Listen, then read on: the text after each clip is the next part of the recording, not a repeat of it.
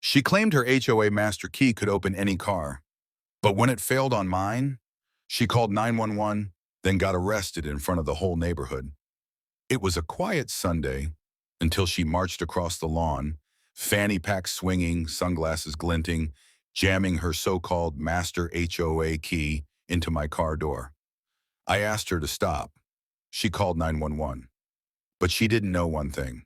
I'd already installed the dash cam, and what it captured changed everything. You'd think buying your dream home in a quiet, tree-lined cul-de-sac would come with peace. But the moment I moved into Silver Birch Estates, I realized I had signed up for more than just mortgage payments and lawn care. I'd unknowingly joined a kingdom, one ruled by a tyrant named Karen Delaney, president of the HOA for the past 7 years and self-declared guardian of neighborhood order. Karen wasn't just the type to peek through blinds. No, she had a clipboard, a golf cart, and a walkie-talkie network of enablers. Her presence was felt before it was seen, like a storm rolling in from a distance. And from day one, I was apparently not HOA material. My offense? I drove a 2016 Subaru WRX in black. Not bright, not cheerful. It looks aggressive, she told me during our first encounter, squinting disapprovingly over her sunglasses like she was reviewing my soul. I'm sorry, aggressive, I chuckled. Not in my neighborhood, she replied, already scribbling something onto her clipboard. That's how it started. Little things at first, a note taped to my door. Friendly reminder, we prefer neutral tone garden gnomes. I don't own any gnomes, then came the emails.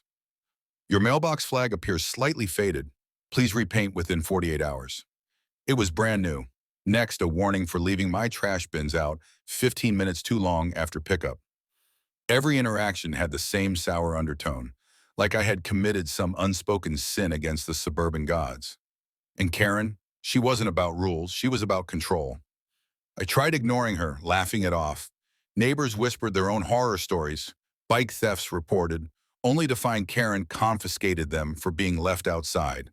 A kid's birthday banner taken down mid-party for being too loud in color. She even once fined a widower for having excessively emotional lawn decorations during the holidays. But then came the key. It was a Tuesday morning. I was sipping coffee on my porch, working remotely and appreciating the sun. I saw her waddling down the street with her signature beige sweater draped over her shoulders, like some HOA mob boss. She stopped in front of my car, parked perfectly legally in my driveway, and pulled something out of her fanny pack, a large silver key. At first, I thought maybe she dropped something, but then she leaned in and tried inserting it into my driver's side door. I dropped my mug. "What the hell are you doing?" I shouted, charging down the steps. She jumped, clearly caught off guard, but composed herself instantly. "Oh, no need to get hostile. HOA master key audit, just checking for compliance." "Master key?" I repeated, incredulous. "That's my car." "Well, as HOA president, I have a universal key issued for community safety protocols." "That's not a thing," I said, recording her now on my phone. "You're literally trying to break into my vehicle." Her smile tightened. "Maybe if you actually read your HOA packet, you'd know I have jurisdiction in emergency circumstances." "You mean you have a fake key and a power complex?" "Watch your tone," she snapped. "I'm authorized to inspect any suspicious vehicle. And frankly, this car looks like it's hiding something." I blinked. Was she serious? That's when she stormed off, but not before turning dramatically and shouting, "You'll regret this attitude." I didn't know what that meant yet, but I was about to find out. The next morning, my mailbox was overflowing. 7 violation notices, all printed, color-coded, and delivered by hand. Oil stain on driveway, improper tint on windows, excessive tire tread, car alarm sensitivity too high, vehicle reflects too much sunlight, unregistered spoiler, and my favorite, overall vibe of intimidation. Each came with a $20 fine and a threat of escalation. I confronted her again, calmly, even politely. "Karen, we need to talk. You're crossing a line." Her response, "I run this street, and if you don't like it, You can take your little street racer and move. That's when I decided I wasn't going to let her bully me like the others. I installed a 4K dash cam with motion-triggered recording. I documented every interaction. I started reading every clause in the HOA bylaws, highlighting inconsistencies, printing copies, preparing. Because the next time she tried something, I'd be ready. And sure enough, it didn't take long. Saturday morning, I was inside editing video footage from the dash cam when I heard loud tapping outside. I looked out the window. Karen was back, and this time she had company. Her friend Cheryl, vice president of the HOA, and notorious snitch. They circled my car like vultures, Karen clutching the same silver master key. She gestured theatrically toward the dash cam. Then she tried again, jamming it into the lock. The camera blinked red. It was recording. I opened the door and asked one question.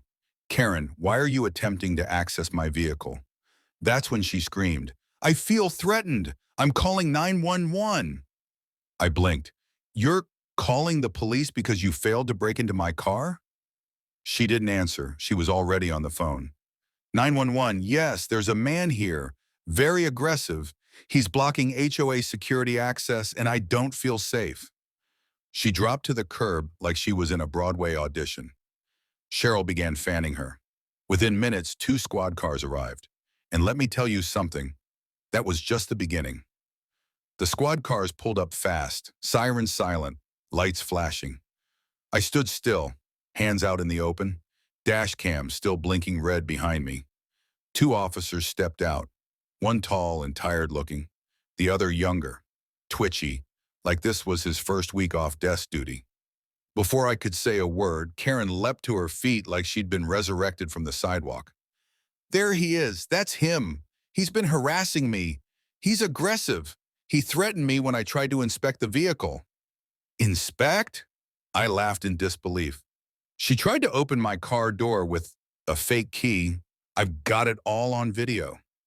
Karen's demeanor shifted instantly. The victim act melted into a smirk. She waved a printed HOA binder in the air. I'm the HOA president. I was exercising my right to verify vehicle safety in a residential zone. The younger officer looked confused.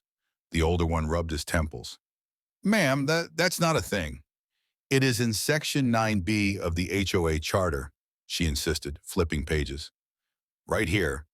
The board may access shared community property to investigate potential violations. I raised an eyebrow. Keyword, shared.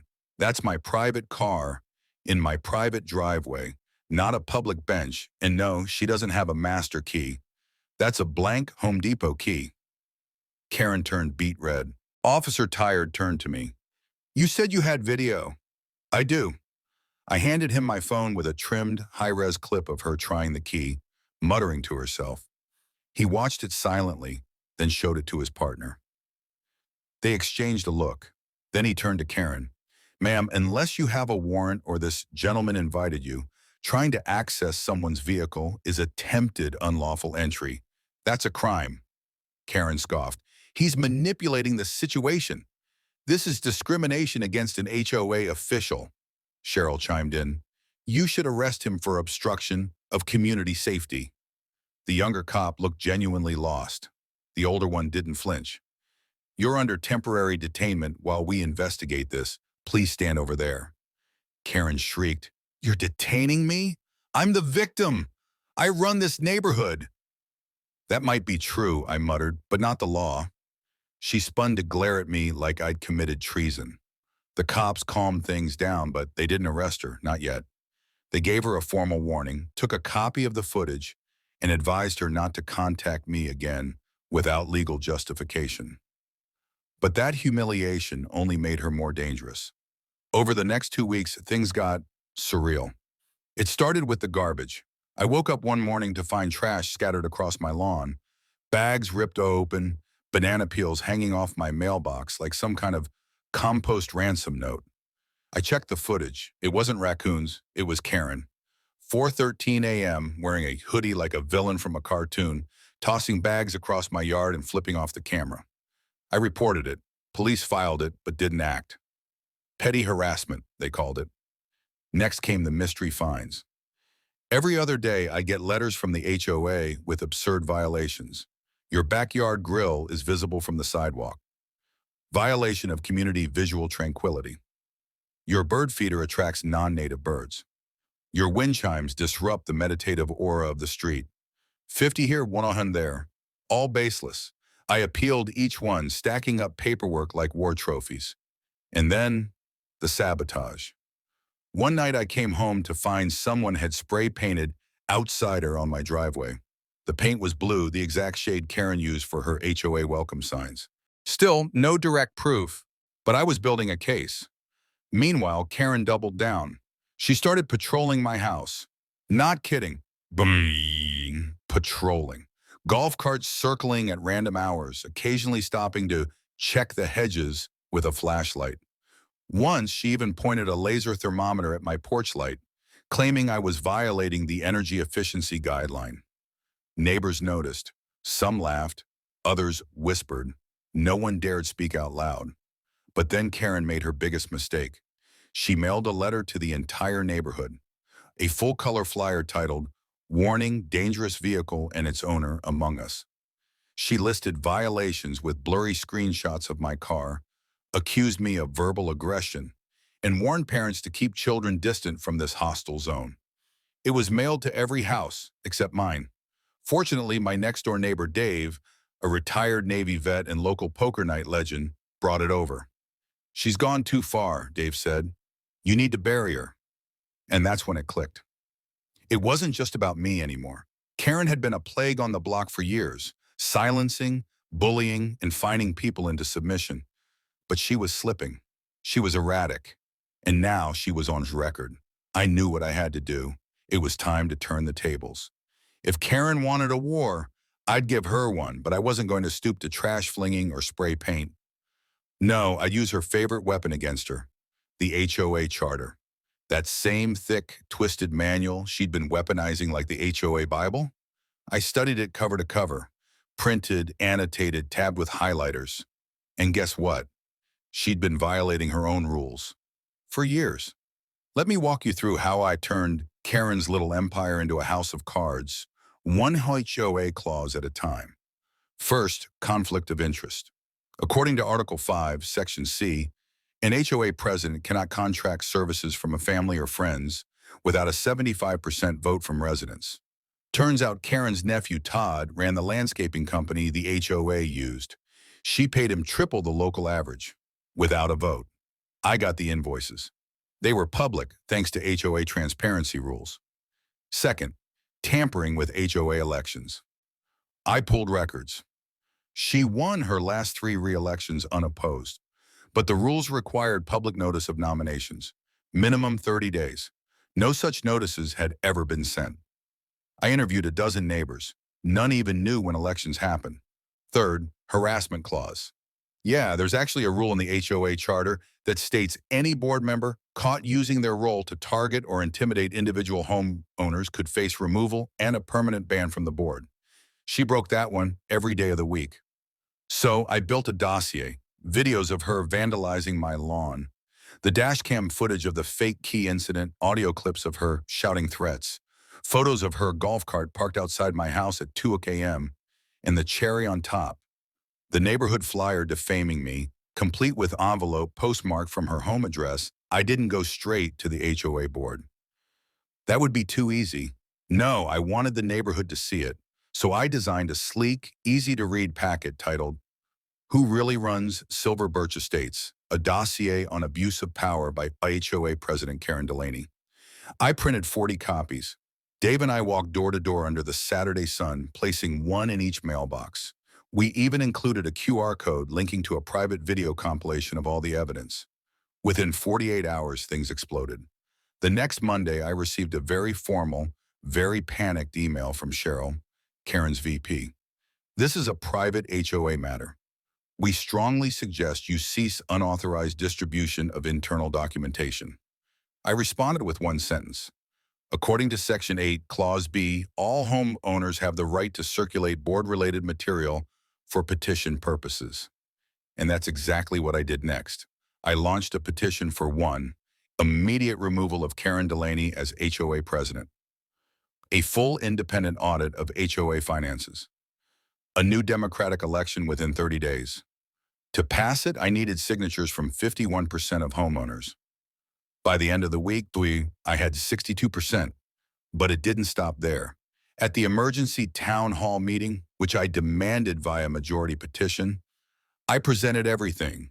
I kept my tone calm, respectful, like a prosecutor giving a closing argument.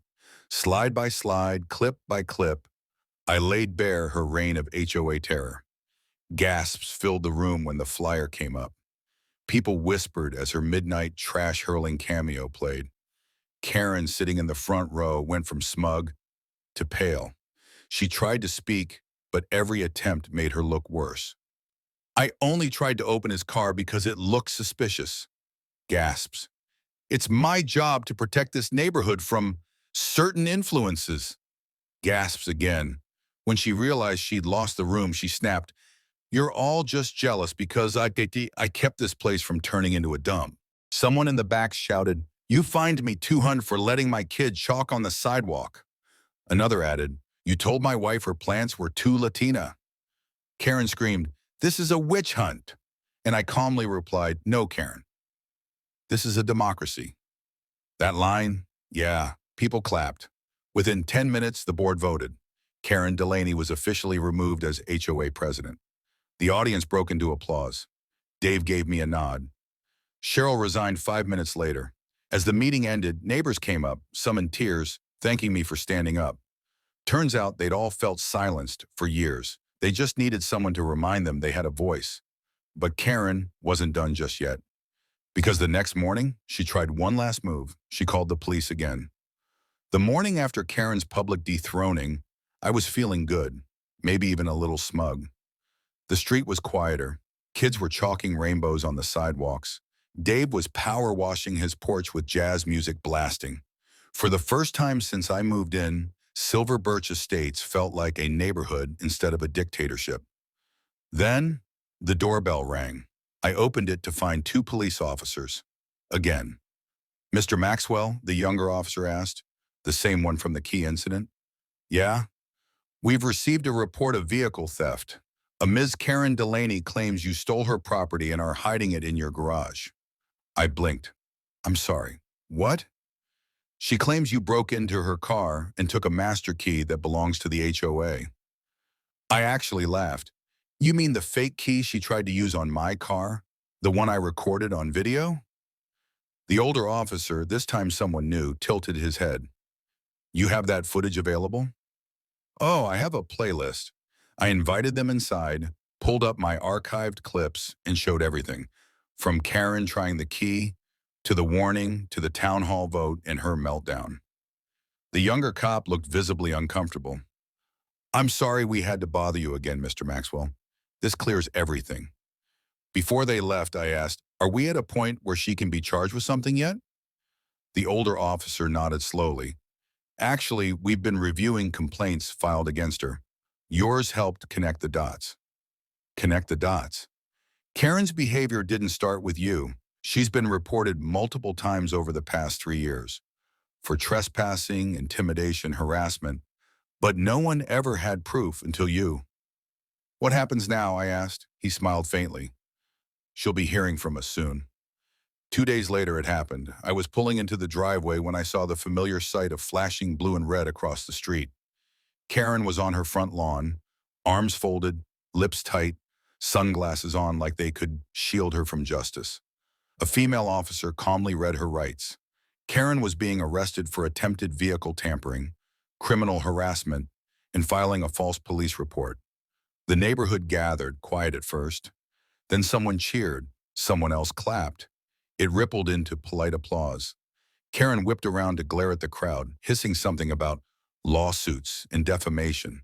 But the best part?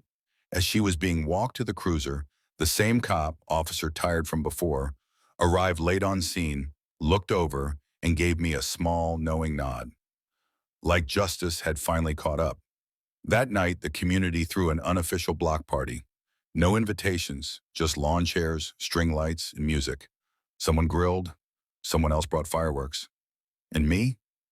I finally rolled my car into the driveway, cleaned and polished, with a freshly installed front bumper camera, just in case.